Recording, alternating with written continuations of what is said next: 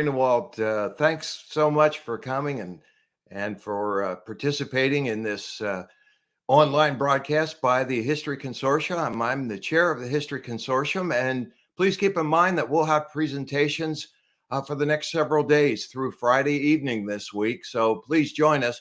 I do want to remind everyone that though we were at 7 o'clock in the evening for most of the presentations on Thursday evening, because of the length of the presentations, we'll start a half hour earlier at 6:30. So I hope you'll be able to join us every one of these 5 evenings. Well, with that, we will turn it over to Emily Ampt and her presentation this evening.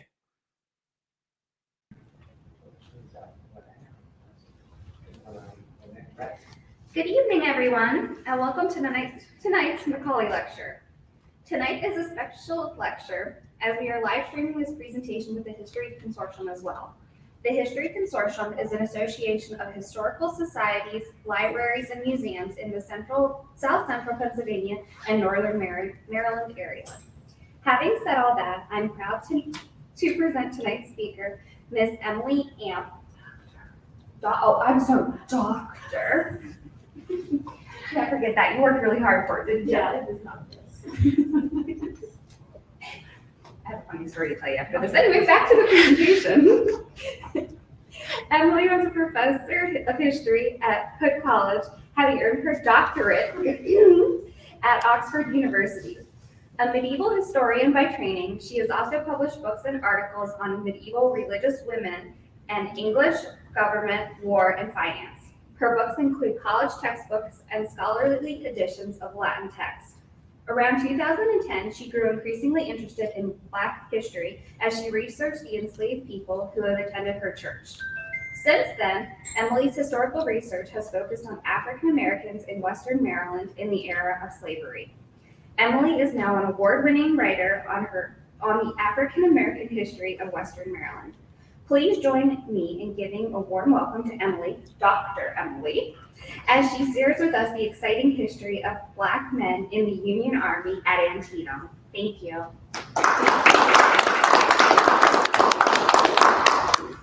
Thank you, Caitlin. And don't please don't call me Dr. Emily or Dr. Emily. I'm Emily to all of you. And thank you for welcoming me here. Thank you especially to Caitlin, who has gone above and beyond to organize this and to get me here, literally. And it's always a pleasure to speak here at the library, especially in the Macaulay Lecture Series. And thank you also to those members of the History Consortium who are attending remotely tonight, and to the library audience that's attending remotely. I want to start with a word about the illustrations that I'll be using tonight. None of them, Black men, that I'll be speaking about tonight is identifiable. None of them are identifiable in these pictures, virtually none of them. And I haven't found pictures of any of the specific individuals that I'll be talking about by name tonight. But we have a lot of illustrations of the Black men in the Union armies. And so I'm using them to illustrate the general points I'll be making, and I'll also be using these anonymous portraits to stand in for the specific men that I'll be talking about. In I think 2 cases, I have pictures that are actually of the men I'm talking, the specific named men I'm talking about, and I will flag those for you when we get to them. So, to begin. So as most of you in this room know, the Battle of Antietam was fought on September 17th, 1862. It was an extremely important battle in the history of the Civil War, in the history of this nation. It was the single bloodiest day on American soil. It was a tremendously destructive battle, but it was also a battle that was important for Black history in a sort of complex way. It gave Abraham Lincoln enough of a victory or a non-defeat that he felt strong enough. He'd been waiting for such a victory. He felt strong enough politically to issue the Emancipation Proclamation, the preliminary Emancipation Proclamation a few days after the battle. And that said that he would free the slaves in the rebellious territories if the South did not surrender. The South did not surrender, as you all know. And so on January 1st, 1863, just a few months later, he issued the full Emancipation Proclamation, which freed, technically, legally, the slaves, the people enslaved in the Confederate States. It did nothing to free people enslaved in Maryland or on the battlefield where Antietam was fought here in Washington County. It did, however, provide for the first time for Black men, African Americans, to enlist in the U.S. military, the Army and the Navy. And thus the United States Colored Troops were founded. And that enlistment began in 1863, after the Battle of Antietam, obviously. So at Antietam, when it was fought, there were no Black troops in the Union Army. There were no Black troops in the Confederate Army either. And so people tend to not, historians tend not to really think much about Black men as being in the Army at Antietam. And yet, the Army at Antietam did include Black men. It included hundreds, probably thousands of Black men. They were there in a non-combatant capacity. And those are the men that I want to talk to you about tonight. The Federal Army, from the beginning of the war, okay, and now we can advance. Sorry.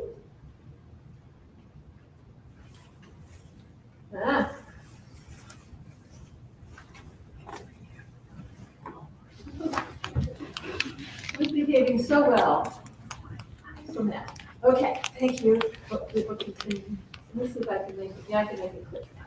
Thank you. I just got tired of not clicking. So the Federal Army employed these men in all the non-combatant roles that keep an army going. These three men of color worked as teamsters, as you see here, loading and driving wagons, especially wagons pulled by mules. They cared for horses. This is an early Matthew Brady photograph from 1862, and I zoomed in on the right there. They took care of the horses, they took care of other livestock, for instance, when the army took cattle with it on the hoof to eat. They shoed horses. I'm going to say a few words about this photograph. I'm just going to interrupt my little spiel here to digress into this photograph here. This photograph was taken at Antietam. Some of you will recognize it. It's an Alexander Gardner photograph. Gardner was the photographer who took all the famous post-Antietam photographs on the battlefield. And this photograph, when we zoom in at this blacksmith camp on Antietam battlefield after the battle, we see a number of Black men. Some of them clearly are blacksmiths wearing the long aprons, using the tools, and some of them may be blacksmiths or may be horse handlers, ostlers. But they are clearly prominent and important in this blacksmith camp. Black men also did heavy labor, felling trees, digging ditches, repairing roads, building fortifications, constructing bridges. They worked also in the camp as cooks. They were very prominent as cooks. This is a drawing by an artist. You'll see a lot of his work tonight, Edwin Forbes. And here he has a camp kitchen out in the open air with a cook sitting at a table. They worked as personal servants, and I'll be talking quite a bit about some of the men who worked as servants for officers and soldiers. Here you see a view by Forbes of Black men shaving a white officer, or maybe a white soldier, I should say. They worked as orderlies and ambulance men, and they worked as musicians. Here, this is a New York unit, and the soldiers are pictured with two Black musicians, one with a drum and one with a fiddle. Now, I should just as a side note say that the Confederate Army had Black men serving in all of these capacities too. This is a talk tonight about the Union Army, but there were Black men in all of these jobs in the Confederate Army as well. But the difference was, of course, that the men in the Confederate Army were enslaved. The men in the Union Army were virtually all free. I'll come back to that point about virtually all free in a few minutes. So before we come to Antietam, I want to talk a little bit about how these Black non-combatant men joined the Army, how they got into these jobs in the Army. And we don't have a lot of detail about the Northern free men who came into the Army, quite, how they got these jobs. It's a little bit unclear. It's not something that was documented, but quite a few of them, from the very beginning of the war, the Army came into the war with these men in these jobs. These were free Black men from the North. And one example locally is a man named Charles Moses Barnum. He used the two first names, Charles and Moses. He was from Washington County. He was from the Bakersfield area. He was the 19-year-old son of a free Black farmer named Thomas Barnum, whose farm was in the Bakersfield area. Unfortunately, it is not recorded on this map, although by a few decades after the war, Thomas Barnum was considered the wealthiest or one of the wealthiest Black men in Washington County. And his son, Charles, or Moses, decided to be in the war. He could have stayed in relative safety on his father's farm, a large farm, and then just perhaps tangled a bit with the Army when it came through at the time of Antietam. But he decided instead to find work for himself in the Union Army. And a later account, in fact, his obituary, many years later, talks about this. It says, quote, "Early in the war, he crossed the Potomac River." You see the Potomac is right here, not far at all from his farm. He crossed the Potomac River with the Union troops and became a waiter to Captain Fox of the 1st West Virginia Regiment. He continued with the Army until the close of the war, end quote. And the details here are, it's very detailed, it's very circumstantial. The problem is I haven't been able to locate a Captain Fox in the 1st West Virginia Regiment, so it seems like there's been some muddying with the length of time since this happened, and the obituary writer doesn't get all the details quite right. But I believe that Charles or Moses Barnum did serve with some Union troops in the war. And he served as a waiter, which means a servant who waits at table and does a whole lot of other things too, probably. We have a lot of photographic evidence of men who seem to be what you could call waiters. They're probably cooks and personal servants. Like this man here, there's others too. Actually, this is not the best. I've moved the slide that had the best picture of that, sorry. You'll see it later. But we see this kind of employee, Black employee with Army units and photographs all the time, Union Army units. This is a photograph of General Caldwell's staff at Antietam. They are on the battleground for this photograph, and you see, the brass, and then you see the Black servant also in the photograph with them. And I just threw this picture in, a similar kind of photograph, a New York regiment, or some members of a New York regiment posing with their Black servant or employee to remind us that the drummer boys, the white drummer boys, were not the only children in the Army. There were Black children as well in these serving capacities as cooks' assistants, maybe cooks, maybe waiters, or just personal servants. This one seems to be associated with cooking and food since he is posing with a frying pan. Another way that men came into the Army, and I think this was rare, was as slaves. There were slave states in the Union, and there were enslaved men who were moved into serving capacities in the Army. We don't have a lot of information about that, but there's a case that's pretty well known locally. I first came across it, I believe, on Wilbur, thanks to Jill Craig.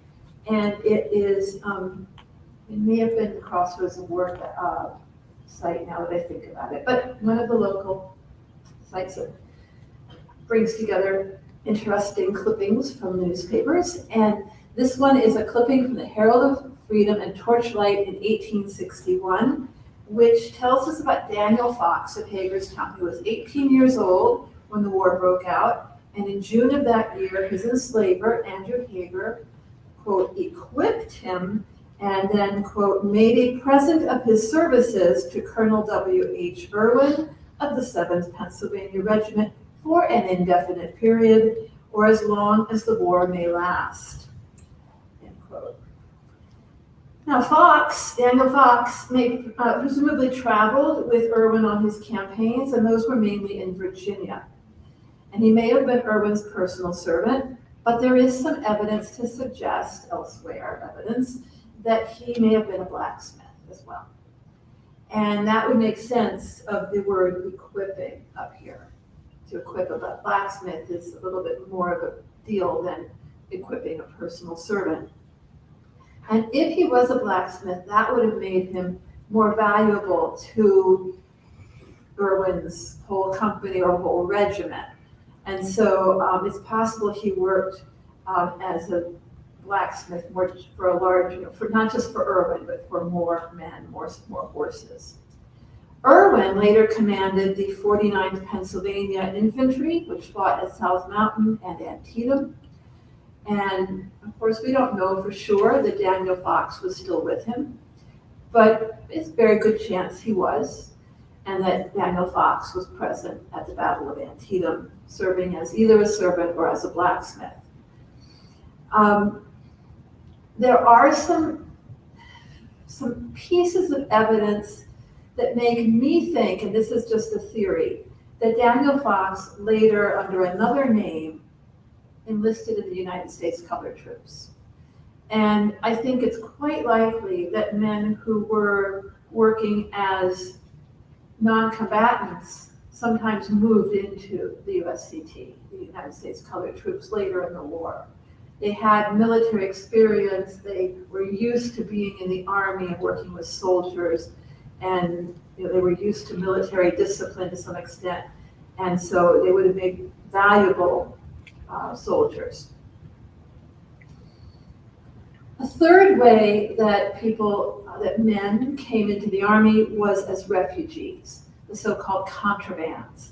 These were the people who were fleeing Southern slavery, coming across into Union Army lines to flee from slavery and get protection. They were early in the war labeled contraband of war or just the contrabands, and many of the men in these groups of refugees went to work for the Union Army. There is a famous picture, a wonderful picture of a small group of these contrabands, almost certain, they were with the 13th Massachusetts. This picture was almost certainly taken at Williamsport in the winter of 1861-2. And when we zoom in on it, we can see a little bit more of these people, men, women, and some boys. Were any of these people paid?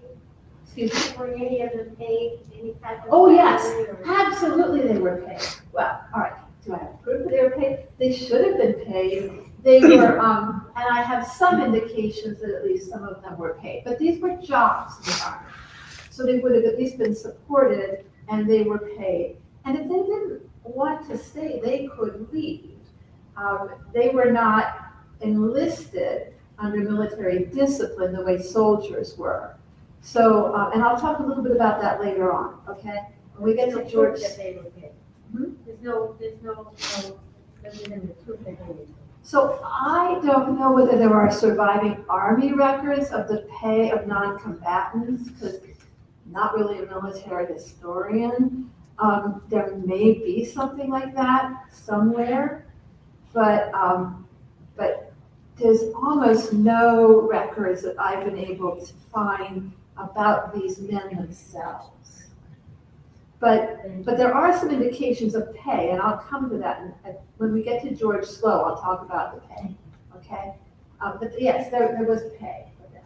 It would have been low, and yeah, but they had very little, there was little to tempt them in the contraband camp. And a lot of the pay, I think, would have come from the soldiers themselves. The soldiers would have paid them. I see, okay, so I see people who probably know more about this life of the soldiers nodding here. And that's the impression I get from the George Slow. And then the women, to digress into women for a moment, the women often worked doing laundry and other kinds of jobs for the soldiers, and they would have been paid by the soldiers, not by the army, I believe. That was certainly the case in the Middle Ages, say, falling back on my other training. Okay, so I want to just mention that at Harper's Ferry, which is of course close to us, there was a large contraband camp, and we know that as early as April 1862, the Army required the contraband men there to work on a road project that included breaking stones. And then in June, some of the ex-slaves in the contraband camp there worked on a project building a bridge and fortifications. So these were hard labor jobs. They were very physical labor jobs that these former slaves were sort of requisitioned, in fact, informally requisitioned into at one point. And then very similarly to the contrabands who had fled from slavery into Union lines, there was also recruiting in Virginia. When the Union Army went into Virginia, it often encountered men who were leaving slavery, and it would actively recruit these men into jobs in the Army. So here we have our first actual picture of one of the men whose stories I know. Get ready. This is the picture. This is a sketch by a soldier, a Union soldier, who tells this story about a man who is nicknamed Marvel by the soldiers. We don't have his real name, we just have his nickname, Marvel, and a little story about his recruitment. And I don't even know whether this is Marvel or this is Marvel. Obviously, these other four men are soldiers. So Marvel, I'm going to call him Marvel because we don't have his real name. Marvel was enslaved on a farm somewhere between Warrenton and Falmouth, in Virginia. And the 13th Massachusetts, which really gets around and has a lot of good, has left us a lot of good stories, letters and diaries and things in this area. The 13th Massachusetts was camped near Marvel's farm early in the summer of 1862. And then as the regiment was breaking camp and about to leave, this enslaved man, now we know him as Marvel, drove up with an ox cart. And again, the picture's not so great. You might think those are horses, but according to the tale, they are oxen. And he was hoping to salvage anything good that the Army might have left behind. The Army often left stuff behind, and the local people, this is wartime, were looking for good stuff the Army might have left. And the soldiers, seeing him, thinking, yeah, possible recruit, not a recruit militarily, but a recruit to work for us, asked him, quote, ask him if he did not want his freedom, and if he did, to go with us, end quote. And the soldiers described him as highly delighted with the thought of being free, end quote. But Marvel said he had some savings back at the house and he needed to go back for his savings, which amounted to $50, which for an enslaved man was something he just could not see leaving behind. On the other hand, he knew that if he went back to the house, his enslaver, his master, might catch him and not let him go. But he decided to risk it. He went back to the house to get his $50. He got it, did not get stopped. He came back to the soldiers and went away with them. Marvel stayed with the 13th Massachusetts for what the soldier writing this diary said was a long time. The soldier said that Marvel was widely liked, and given the timing here, I conclude that Marvel was probably with the 13th Massachusetts at the Battle of Antietam, although I have no information about what the battle was like for him. Another man who illustrates a final way that these men could come into the Army, who was also at Antietam, was Presley Dunwood. Presley was enslaved in the Confederate Army. He got captured. He was taken prisoner along with Confederate men, and then was happy to come over to the Union side and work with the Union Army. He was taken prisoner by the 46th Pennsylvania Volunteers after what he described as a big fight near Winchester, and this was probably in May of 1862. The only source we have for Dunwood's life with the Army is this newspaper article in which he was interviewed and told his story. And it was printed decades after the Civil War in a number of newspapers around the country. And in it he says, quote, "From that time on, I was in the Union Army, however, not as an enlisted man." So, as a non-combatant. "I was in the battle at Cedar Mountain," so I put that up here. "I was in the battle at Cedar Mountain, the second Bull Run fight, and saw much of the fight at Antietam." Unfortunately, the newspaper says says nothing about his experiences at Antietam. And this was something that I just ran into over and over again. I would be able to prove or show good evidence that someone was at Antietam, and then I would learn nothing about how they experienced the battle. Super frustrating. But we will come back to Antietam experiences and get a little closer to what it was actually like for them in a few minutes. I do want to say, before we do that, a little bit about the dangers of that these non-combatants encountered in the Army.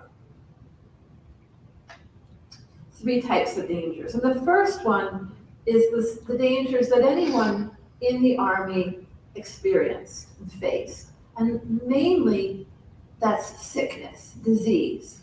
As many of you will know, sickness killed more soldiers in the Civil War than battle did.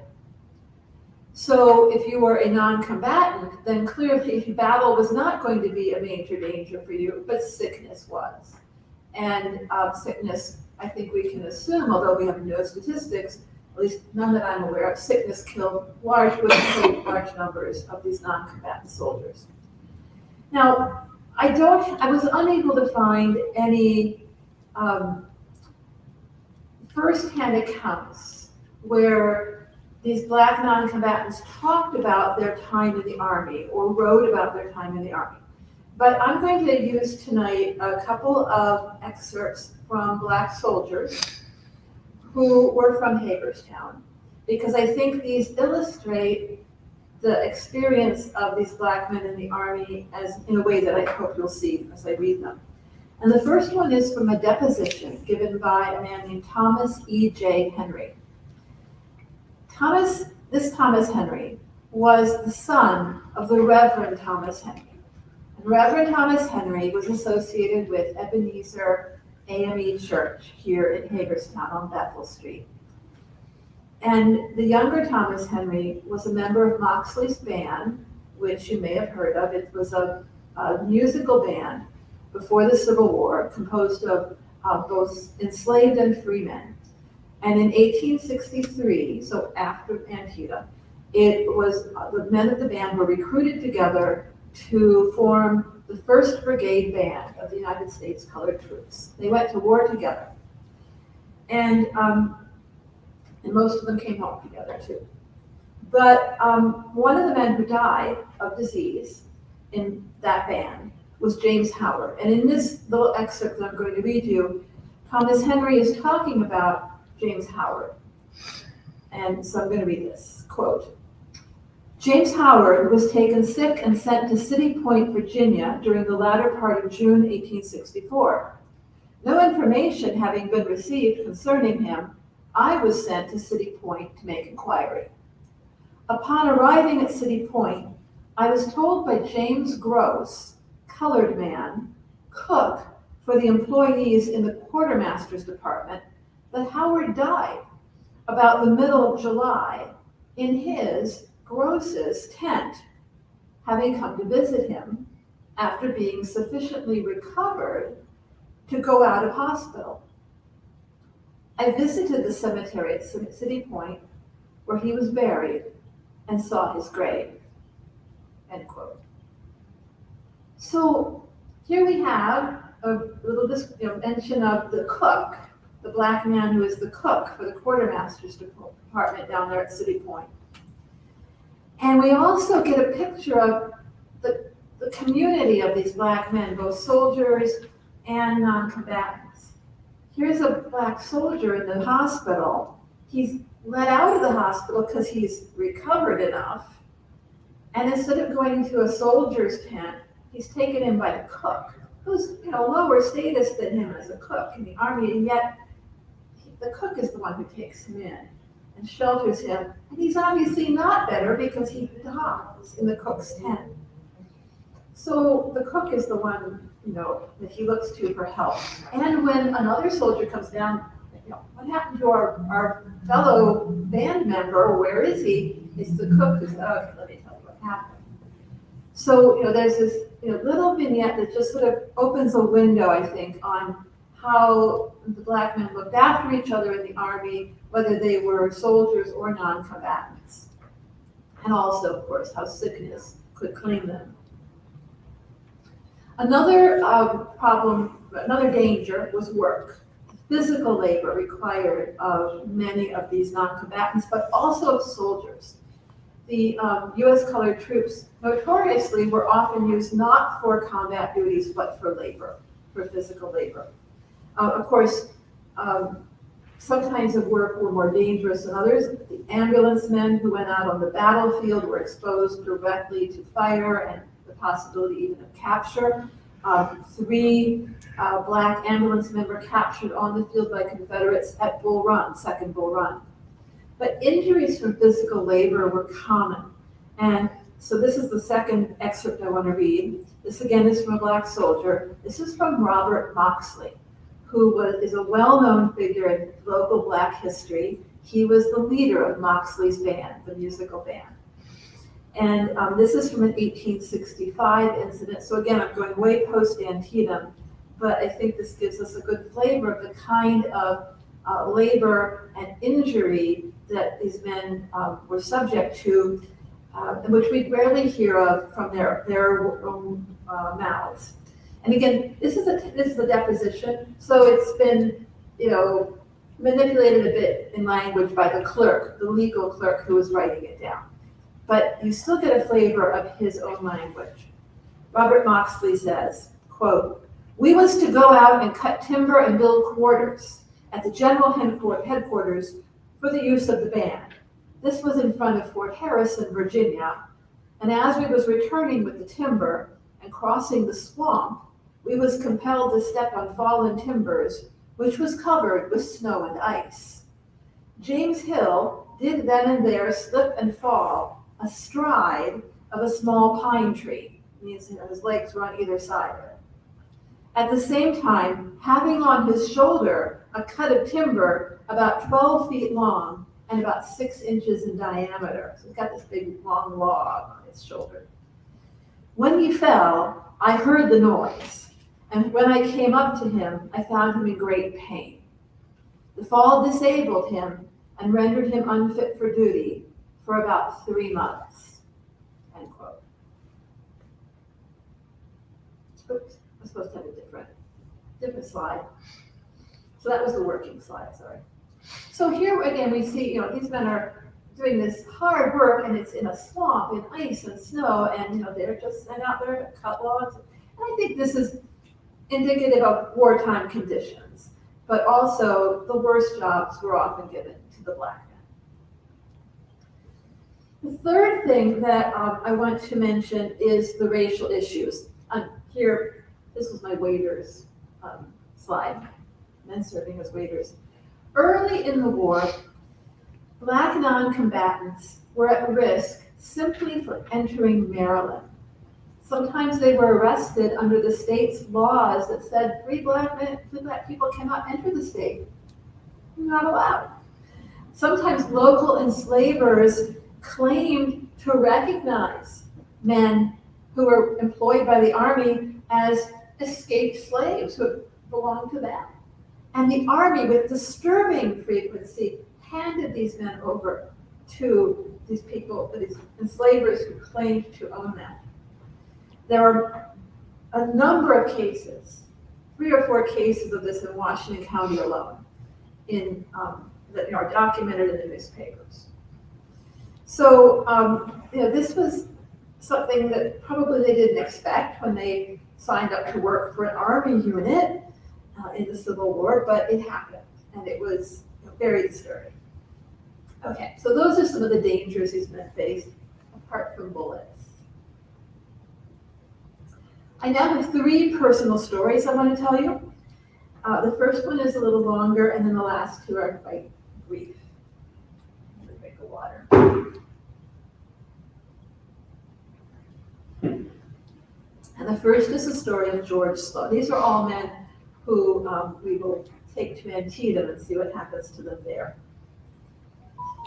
So the first is a man named George Slow. George Slow was born into slavery near Winchester, Virginia. And in 1862, when the Union Army arrived in the area where he lived, he was 32 years old. He left the plantation where he had grown up, and he was traveling with several other enslaved men. And a group of Union soldiers encountered them near Charlestown. The captain approached them as they were resting against a fence. And the captain asked them, quote, whether they would like to join the army, quote, a little bit misleading. And that's the quotes that I have here are from one of the soldiers, the officer that George Slow would eventually work for. These men said, yes, they would like to join the army, and that is how they were recruited into their non-combatant roles. George Slow, ended up working as a cook and personal servant for a Lieutenant Frank Donaldson of the 71st Pennsylvania Infantry. And Donaldson's letters are the source for Slow's wartime experiences. Donaldson, and this is not Slow, this is not the Pennsylvania Infantry, but you'll see how it applies in a moment. I hope. So Donaldson describes Slow as, quote, a first-rate cook and very handy generally. And as I read the letters where he just keeps mentioning Slow and what he did today and this and that, it seemed to me that Slow was very good at using his experience in slavery, very smart, very wise, really, in using his experience in slavery to make the officer, Donaldson, appreciate having him around. And Donaldson found that he enjoyed being waited on by a trained servant. And I think this was the experience of many white officers when they encountered these formerly enslaved men who had been trained as servants. That, this was a level of attention to their needs and wants that they had not previously been used to. In his letters, Donaldson describes Slow at the beginning of their relationship in really condescending and racialized terms. He says, so this is the most disturbing part of this section of this Slow story, so I warn you in advance. He said, Donaldson writes, he had been a house servant and nicely, this is the quote, he had been a house servant and nicely brought up. Indeed, for that matter, his conduct and manners soon bespoke him a quality dark. We like him very much. Our camp is filled with contrabands, and everyone now has his George to pull off his boots and wait upon him. My George has proved a treasure, and by his conduct commands respect, not only from the soldiers, but from the Negroes also. The latter, however, he is too swell to notice, end quote. So it seems like George came from the upper echelons of the plantation hierarchy. Now, later in life, after the war, Donaldson wrote about Slough again, and he was, I think, wiser in his assessment of George Slough. And he remembered him as, quote, irreproachable in character, kindly, manly, brave, faithful, true, always to be depended on, unquote.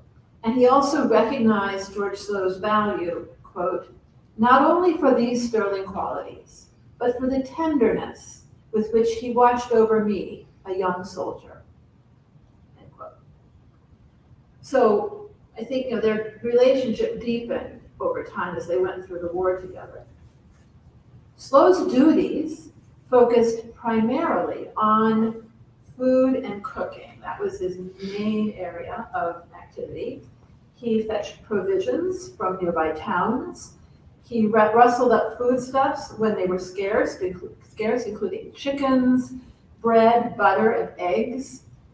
He cooked for Donaldson. He cooked plain fare. He cooked more things that were more like delicacies.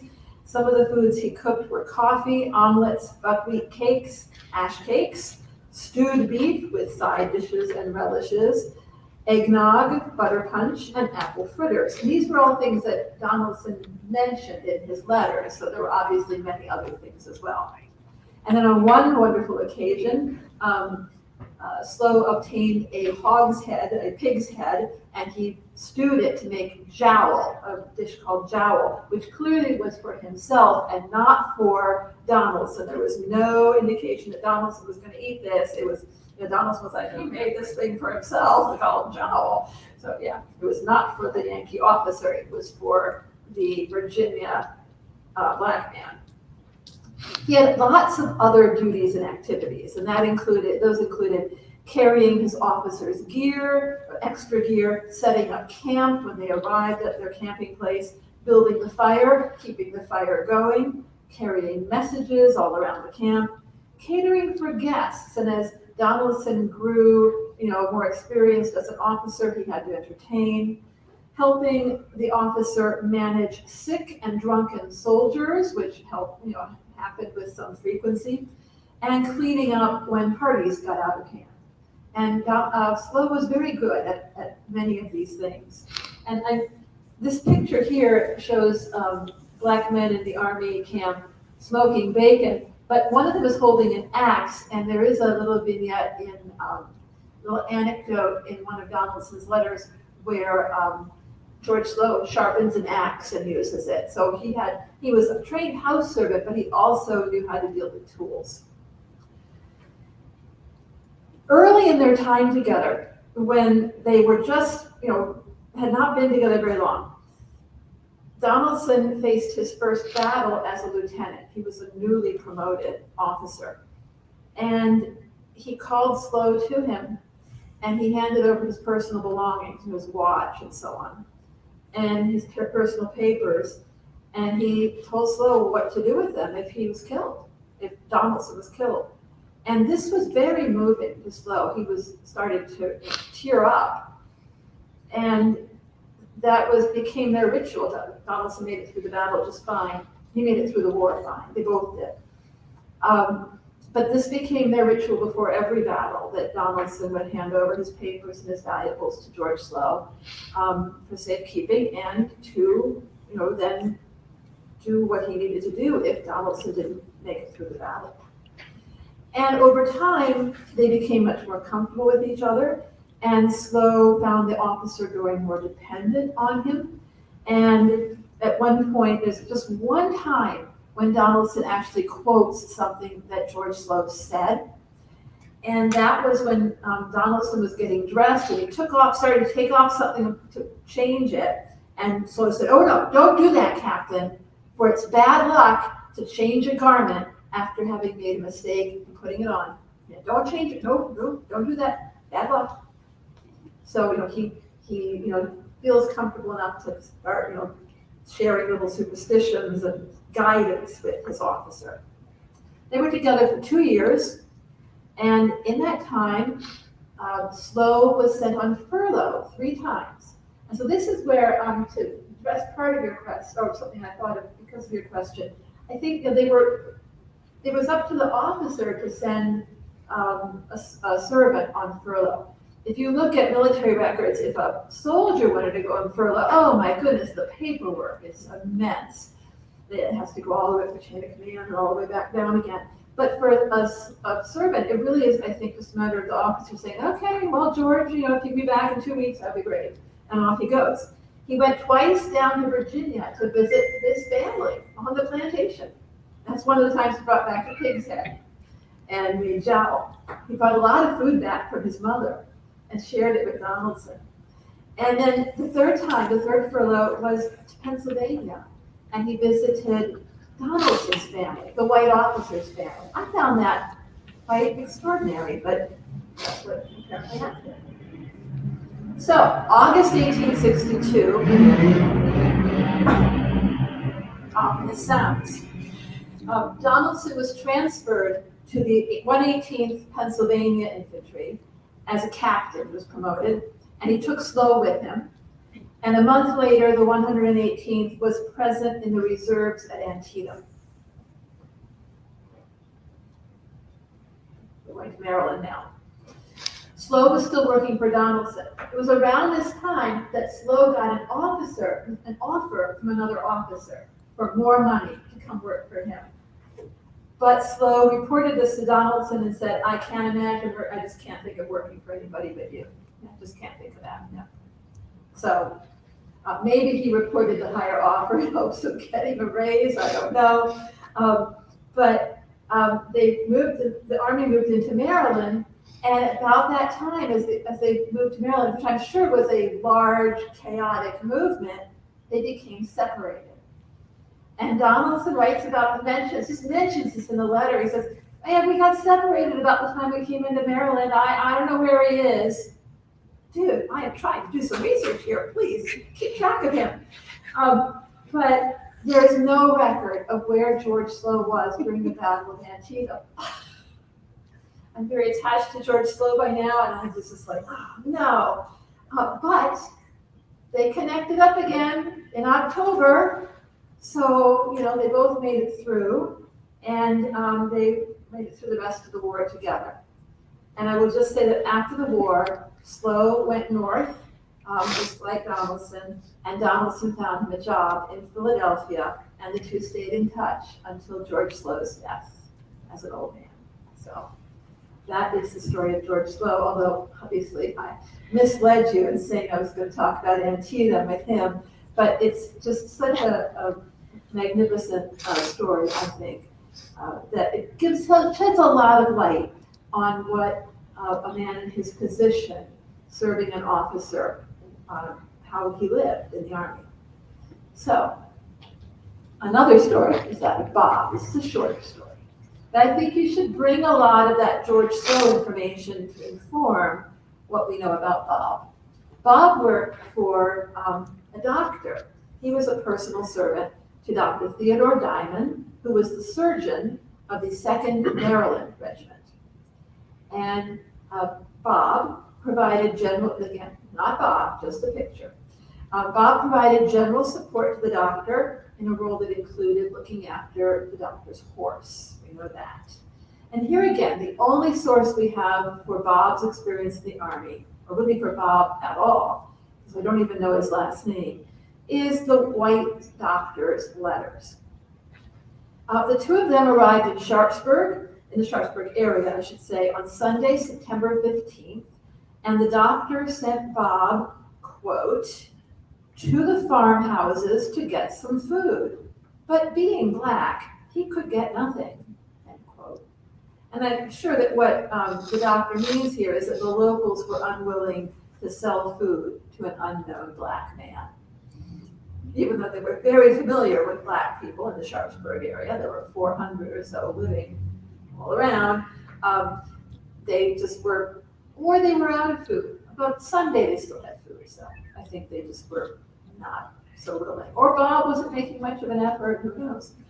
After the battle began early on Wednesday morning, Bob and the other servants of the 2nd Maryland Division, 2nd Maryland Regiment, were still cooking breakfast as the battle began.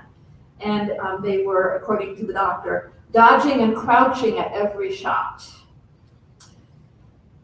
Breakfast that morning was simpler than usual in this camp, according to the doctor. It was just pork, hardtack, and hot coffee. And then the doctor had business to attend to, and so he instructed, he was going to go out onto the battlefield, so he instructed Bob to, quote, keep himself and the horse behind the haystacks till I sent for him. So I have a couple of views of haystacks at Antietam here. There's a haystack. There's some haystacks after the battle. These are all after the battle. They're not really showing you exactly what it would have been like for Bob, but haystacks offered some cover, but not much protection. And Bob waited behind the haystacks with the horse from breakfast time until late afternoon. So very sort of dull, but also probably fraught time for Bob that day during the battle. And then in the late afternoon, Dr. Diamond came back to collect his horse and decided to ride, the doctor did, to Belinda Springs, which was a couple of miles away, Springs. And he, quote, told Bob to follow on after. Thanks, doctor. So Bob got to walk to Belinda Springs while the doctor rode the horse. And when Bob got to Belinda Springs, he found that Diamond, the doctor, had gone on further on, a couple more miles, to set up a field hospital at a farm, a little distance from Belinda Springs. So, Bob basically spent some time playing catch up with the doctor. It seems to me that the doctor did not really rely on Bob for anything medical. He was more of a general support person. There may have been other doctor servants who were more helpful in the medical area, but Bob seems to have been mostly a horse carer and coffee maker. Not really sure. And the doctor doesn't say anything about Bob in any of his other letters, so that's what we've got about Bob. And the final story I want to tell you is that of Solomon Stratton, which I promise is more exciting, but very short. Solomon Stratton grew up, this is why I'm not showing a picture yet. He grew up enslaved at a place called Stratton Manor on the eastern shore of Virginia. He obviously, unlike most Western Marylanders, he took his name from his enslavers. And then in 1860, at the age of 16, he escaped to Washington, D.C. So he's already showing some signs of being, there you go, yes. He's showing some signs of being someone who's got some get up and go. And in the fall of 1861, he went to work for Second Lieutenant Carlos Henry Verbeck of the 8th Illinois Cavalry. And Solomon Stratton's job was to tend Verbeck's horses. They were present at the Battle of Antietam, and during the Battle of Antietam, cavalry officers fared fairly well. They had horses to keep them out of the fray. But Verbeck's horse, and I'm just trying to represent here the chaos or the turmoil of the battle, even for a cavalry officer. Verbeck's horse was killed under him. This story is an oral tradition that was handed down in Verbeck's family. So according to this oral tradition, Verbeck's horse was killed under him on the banks of Antietam Creek. And I don't know if that's literally by the creek or if it just means at Antietam, but that's what the story says. And then Stratton, his servant, came running onto the battlefield with a fresh horse, gave it to him. Verbeck was able to get onto the fresh horse and fight on. His life was saved, perhaps, but certainly his ability to fight was saved by Stratton's quick thinking and bold and daring action. After the war, Stratton, like George Slow, moved to the place where the officer he had served lived. In this case, Stratton moved to Verbeck's home county in Iowa. He purchased land there from Verbeck, so Verbeck sold him some land. Stratton married and raised a family. This is Stratton right there. So this is the only photograph I have of one of these men who I wrote about and talked to you about tonight. And today, Stratton is remembered in Worth County, Iowa, as a hero of Antietam. And that is largely because of the oral tradition handed down by his officer, Carlos Henry Verbeck. So that is where I'm going to stop with a face of a Black hero of Antietam on the screen. The end.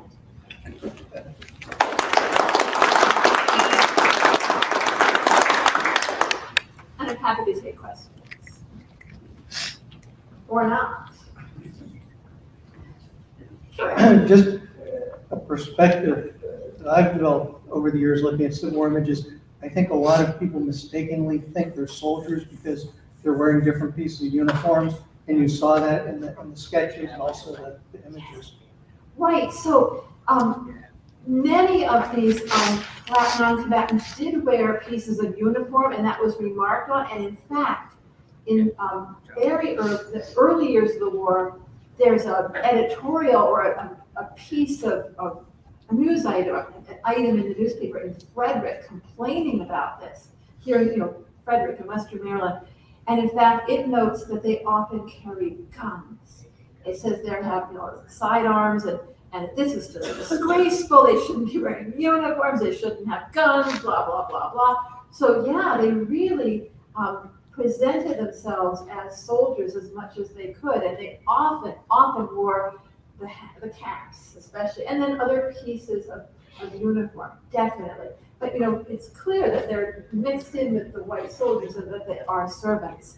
And the same thing was mentioned about the Confederate troops, even that the Confederate enslaved men in the army, the Black men in the Confederate army, even that they wear discarded pieces of Union uniforms, which I'm sure Confederate soldiers themselves did too. And in fact, Solomon Stratton, he's a very odd case, and it's one of the reasons I mentioned it's an oral tradition. I have found little to I think that he was there. I mean, there's no question he was there. But Solomon Stratton applied for a military pension, and he gives his unit as the unit that Verbeck commanded. And there's no indication that he got a pension, but he seems to, did he think he was a soldier?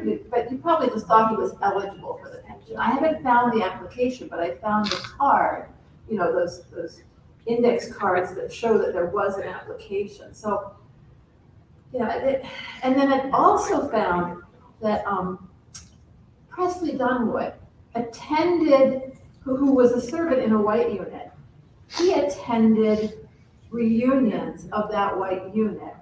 And when you read the little newspaper items that list the veterans who attended, his name is just there among the veterans. So as if he's one of the veterans. There's no distinction of, Presley Dunwood colored or Presley Dunwood servant. He's just listed among the veterans. And it made me start to wonder when I, when I'm researching the Black Veterans Organization here in Hagerstown, and I just assume if somebody's a member of the GAR, the Grand Army of the Republic, which was the veterans organization here, I sort of assumed that means they were USCT. And I try to follow it up, but sometimes I can't find their USCT records. I wonder if some of them were non-combatants and they were just welcomed into the GAR. So it's made me kind of rethink this, and it's going to be, something to look into. Thank you. That's a good question. Yes. It sounds like a perfect case for reparations because of, not being paid. And just like Stratton, You know, they're even military men now, who work as cooks and what have you, are paid. And this guy having to go on the battlefield and replace the horse. I mean, he was in combat. Yeah, he was undoubtedly paid, well, I think that he was certainly paid by Quebec, who he's worked for.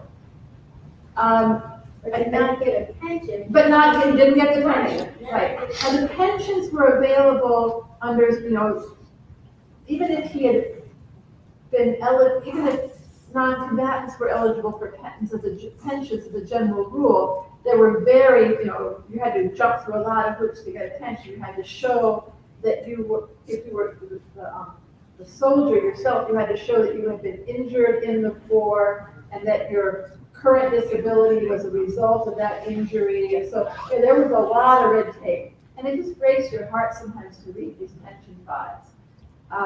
So even but yes, your general point, yes, there were a lot of men who served and served in danger and were not eligible for pension. I don't know. Yes.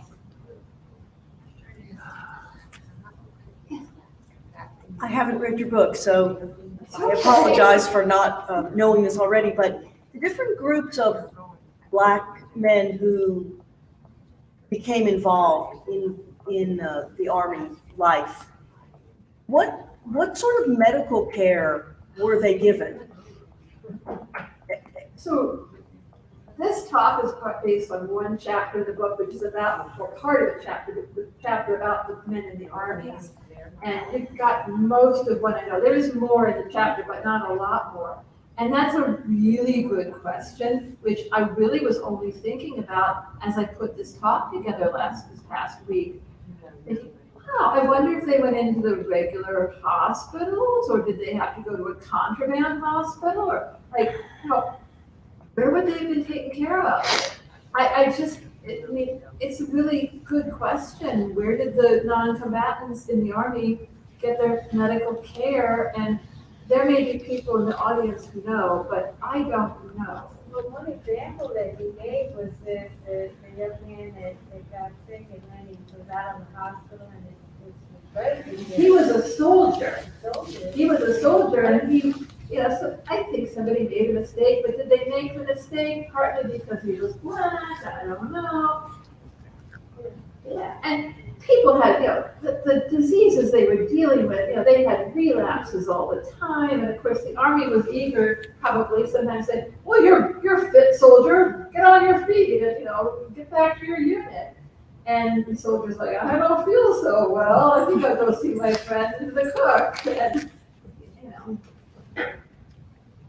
they hadn't recorded him to his actual unit at all. And I don't look at enough military records or read enough about the military in the Civil War to have a sense of how often something like that happened. But when I do look at the military records, there's an awful lot of people who are, absent since, last year, I'm not sure where he is. So there's quite a lot of that in the military, in people's individual military service records. They lose track of people.